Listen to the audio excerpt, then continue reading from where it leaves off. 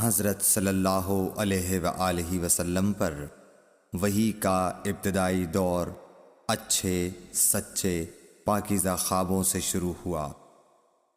آپ خواب میں جو کچھ دیکھتے وہ صبح کی روشنی کی طرح صحیح اور سچا ثابت ہوتا۔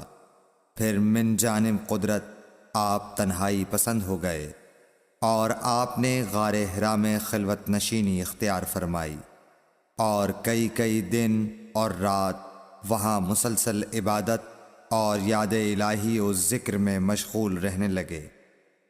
جب تک گھر آنے کو دل نہ چاہتا توشہ ہمراہ لیے ہوئے وہاں رہتے۔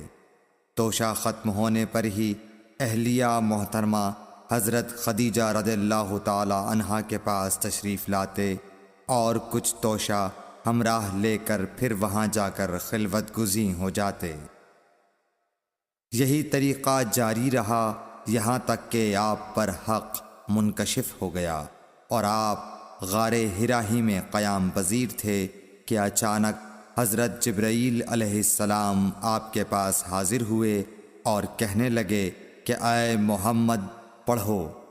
آپ فرماتے ہیں کہ میں نے کہا کہ میں پڑھنا نہیں جانتا۔ آپ صلی اللہ علیہ وسلم فرماتے ہیں کہ فرشتے نے مجھے پکڑ کر اتنے زور سے بھینچا کہ میری طاقت جواب دے گئی۔ پھر مجھے چھوڑ کر کہا پڑھو۔ میں نے پھر وہی جواب دیا کہ میں پڑھا ہوا نہیں ہوں۔ اس فرشتے نے مجھ کو نہایت ہی زور سے بھینچا کہ مجھ کو سخت تکلیف محسوس ہوئی۔ پھر اس نے کہا کہ پڑھ۔ میں نے کہا میں پڑھا ہوا نہیں ہوں۔ فرشتے نے تیسری بار مجھ کو پکڑا اور تیسری مرتبہ پھر مجھ کو بھینچا۔ پھر مجھے چھوڑ دیا اور کہنے لگا کہ پڑھو اپنے رب کے نام کی مدد سے جس نے پیدا کیا اور انسان کو خون کی پھٹکی سے بنایا۔ پڑھو اور آپ کا رب بہت ہی مہربانیاں کرنے والا ہے۔ بس یہی آیتیں آپ حضرت جبرائیل علیہ السلام سے سن کر اس حال میں غار حرا سے واپس ہوئے کہ آپ کا دل اس انوکھے واقعے سے کانپ رہا تھا۔ آپ حضرت خدیجہ کے ہاں تشریف لائے اور فرمایا کہ مجھے کمبل اوڑھا دو، مجھے کمبل اوڑھا دو۔ لوگوں نے آپ کو کمبل اوڑھا دیا۔ جب آپ کا ڈر جاتا رہا تو آپ نے اپنی زوجہ محترمہ حضرت خدیجہ رضی اللہ تعالی عنہا کو تفصیل کے ساتھ یہ واقعہ سنایا اور فرمانے لگے کہ مجھ کو اب اپنی جان کا خوف ہو گیا ہے۔ آپ کی اہلیہ محترمہ حضرت خدیجہ رضی اللہ تعالی عنہا نے آپ کی ڈھارس بندھائی اور کہا کہ آپ کا خیال صحیح نہیں ہے۔ اللہ کی قسم آپ کو اللہ کبھی رسوا نہیں کرے گا۔ آپ تو اخلاق فاضلہ کے مالک ہیں۔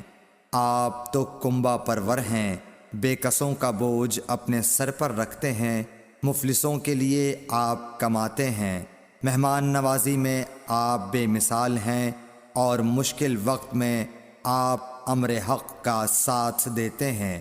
ایسے اوصاف حسنہ والا انسان یوں بے وقت ذلت و خواری کی موت نہیں پا سکتا۔ پھر مزید تسلی کے لیے حضرت خدیجہ رضی اللہ تعالی عنہا آپ کو ورقہ بن نوفل کے پاس لے گئیں جو ان کے چچا زاد بھائی تھے اور زمانہ جاہلیت میں نصرانی مذہب اختیار کر چکے تھے اور عبرانی زبان کے کاتب تھے۔ چنانچہ انجیل کو بھی حسب منشائے خداوندی عبرانی زبان میں لکھا کرتے تھے۔ انجیل سریانی زبان میں نازل ہوئی تھی، پھر اس کا ترجمہ عبرانی زبان میں ہوا۔ ورقہ اسی کو لکھتے تھے۔ وہ بہت بوڑھے ہو گئے تھے، یہاں تک کہ ان کی بینائی بھی رخصت ہو چکی تھی۔ حضرت خدیجہ رضی اللہ تعالی عنہا نے ان کے سامنے آپ کے حالات بیان کیے اور کہا کہ اے چچا زاد بھائی، اپنے بھتیجے محمد صلی اللہ علیہ وسلم کی زبانی ذرا ان کی کیفیت سن لیجئے۔ وہ بولے کہ بھتیجے آپ نے جو کچھ دیکھا ہے اس کی تفصیل سناؤ۔ چنانچہ آپ صلی اللہ علیہ وآلہ وسلم نے از اول تا آخر پورا واقعہ سنایا، جسے سن کر ورقہ بے اختیار ہو کر بول اٹھے کہ یہ تو وہی ناموس معزز رازدان فرشتہ ہے جسے اللہ نے حضرت موسیٰ علیہ السلام پر وحی دے کر بھیجا تھا۔ کاش میں آپ کے اس عہد نبوت کے شروع ہونے پر جواں عمر ہوتا، کاش میں اس وقت تک زندہ رہتا جب کہ آپ کی قوم آپ کو اس شہر سے نکال دے گی۔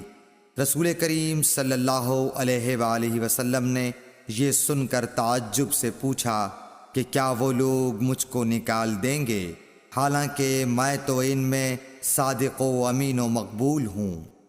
ورقہ بولا، ہاں یہ سب کچھ سچ ہے، مگر جو شخص بھی آپ کی طرح امر حق لے کر آیا لوگ اس کے دشمن ہی ہو گئے ہیں۔ اگر مجھے آپ کی نبوت کا وہ زمانہ مل جائے تو میں آپ کی پوری مدد کروں گا، مگر ورقہ کچھ دنوں کے بعد انتقال کر گئے، پھر کچھ عرصے تک وحی کی آمد موقوف رہی۔